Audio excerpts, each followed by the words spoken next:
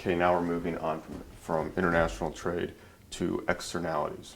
We have the concept of private cost and external cost. A private cost is a cost paid by consumer or producer. Another way of saying this is just the parties in an exchange. An external cost is a cost paid by someone other than the consumer or producer. That is a third party not involved in the exchange. A typical example of an external cost is pollution. Pollution is not paid by the producers of electricity or by the consumers of electricity, but often that pollution goes to other folks who are not involved in that exchange. So in London, England, there was a severe problem in the 70s, 60s and such, that the coal that was produced, or the coal was used to produce electricity, and then that created acid rain, and that would destroy monuments and buildings in London. And so that was the externality. Other externalities can be noise, we can have noise pollution, any type of pollution. Then we have the concept of social cost. Social cost is the cost to everyone, the private cost plus the external cost. Externalities are external costs or benefits that fall on bystanders. And we can have positive externalities and negative externalities. Positive externalities, we can call these external benefits, and then we can have negative externalities, which are external costs. We would say the efficient equilibrium is where the price and quantity maximize social surplus. Efficient equilibrium is automatically achieved when we have no externalities. So in this graph, we have a demand and supply curve, and then we have a supply curve that includes the social cost. So that is any negative externalities. If these negative externalities were internalized, that is, the externality is internalized, it is made into a private cost. An external cost is made into a private cost. It no longer is an external cost. The actual supply curve would be up higher, with a higher price and a less quantity supplied to the market. In this scenario, where we have external costs, we have an oversupply of the good. So let's say we talk about a pollution company. The company has created a negative externality, that is an external cost on folks who are not involved in the buying and selling of electricity, and in resulting pollution. And so because they don't pay the cost of pollution, because neither buyer nor seller pays the cost of pollution, they have an oversupply of electricity and a lower price. So in this scenario, we have a positive externality. The positive externality is not internalized, and so the demand of the good is less than it should be. So there is an undersupply. Positive externalities result in undersupply. Negative externalities result in an oversupply. And so in this scenario, we have a price that is too low, a quantity underprovided, and if we could make these folks out here, if we can make the free riders pay, we would have increased demand and a greater supply of the good. So we have a variety of solutions to deal with an over or undersupply of positive or negative externality. Government solutions include a Pigouvian tax.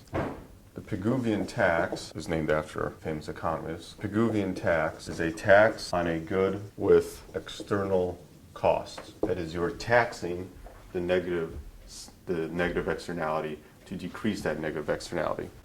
The Pigouvian subsidy, a subsidy on a good with external benefits. When there are positive externalities that aren't being internalized, there's an undersupply, so the subsidy increases the supply. We also have regulations, say with pollution. We have pollution from cars. The pollution from cars spills out and affects many other folks besides the driver and the seller of the vehicle or the seller of the gasoline. And so regulations would, say, create emission standards or cap the amount of pollutants exiting the emissions of the vehicle. We can also have bans and limits. We can ban lead from gasoline, for instance, or we could limit the amount of lead in gasoline. That would fit under regulations. We also can have tradable allowances, which is kind of like creating a market. So for instance, with pollution, the idea was that with CO2 pollution, if we wanted to cap the amount of CO2 pollution, we could give all the CO2 producers in the energy market a certain amount of CO2 they can produce. And if they don't use their entire CO2 cap, say they use 80% of the amount of CO2 that they're allowed to produce, they can take that 20% and sell it to another energy producer. So it creates a market in CO2 production that limits it automatically and incentivizes companies to produce less of it. Or you could have the scenario where you just tax the amount of CO2 that is produced by the the different companies. So those are the government solutions. There's also the tradable allowance is a quasi-market, quasi-government solution because it creates a market where in CO2 production, electricity internalizing the negative externality of CO2. You can also, the EPA creates lots of regulations on negative externalities, bans and limits and so forth. Another thing that the EPA could do or what government could do is we could abolish the EPA and Congress could simply create these limits and put a bounty on it so that instead of, say, the EPA discovering or going after Volkswagen for cheating in Dieselgate, Congress simply could have established nitrous oxide and sulfur dioxide limits on diesel emissions and said, you know what, whoever discovers this gets a $5 or $10 or $20 million bounty. In that situation, every environmentalist group will be going around looking to find out which companies are cheating on their pollution bans and things like that.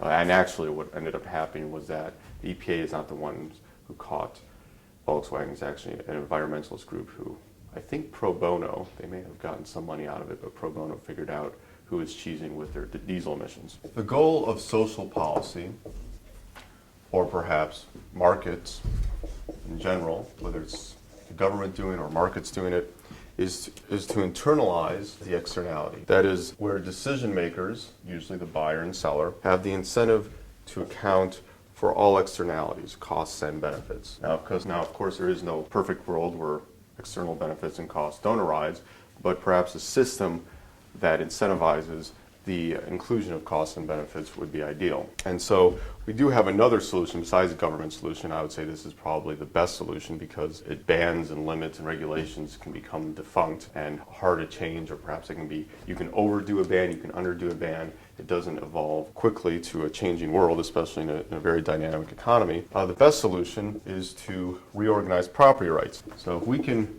get down liability correct, and we can have private property solutions. Usually this means rearranging property rights. And in class, we're going to go over all sorts of examples where we rearrange property rights and it solves a situation.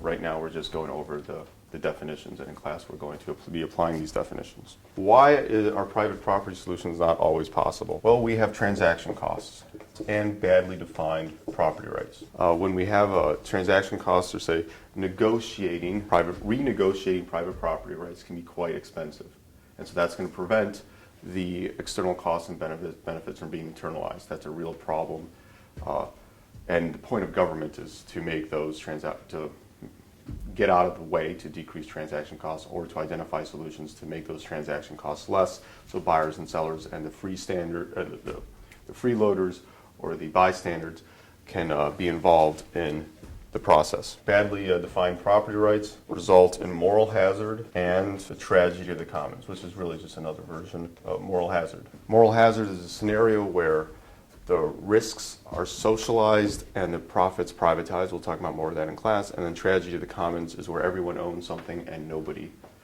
takes care of it. So there's overuse. Lastly, we have the Coase theorem.